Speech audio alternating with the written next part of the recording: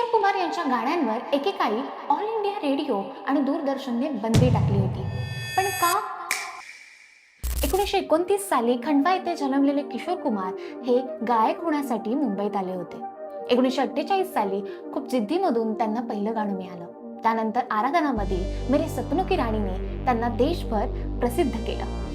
1975च्या आणीबाणीत सरकारचा कार्यक्रम करण्यास नकार दिल्यामुळे त्यांच्या गाण्यावर ऑल इंडिया रेडिओ आणि दूरदर्शनवर काही काळ बंदी घालण्यात आली. त्यांच्या हटके स्वभावाच्या कथा प्रसिद्ध आहेत. घराबाहेर बी वेअर ऑफ किशोरचा बोर्ड, पैसे थकवणाऱ्यांकडून भन्नाट पद्धतीने वसुली आणि एका निर्माते दिग्दर्शकांचा हात चावल्याची चर्चित घटना. 1987 मध्ये हृदयविकाराच्या झटक्याने त्यांचं निधन झालं. तुमचं किशोर कुमारांचं आवडतं गाणं कमेंटमध्ये नक्की सांगा.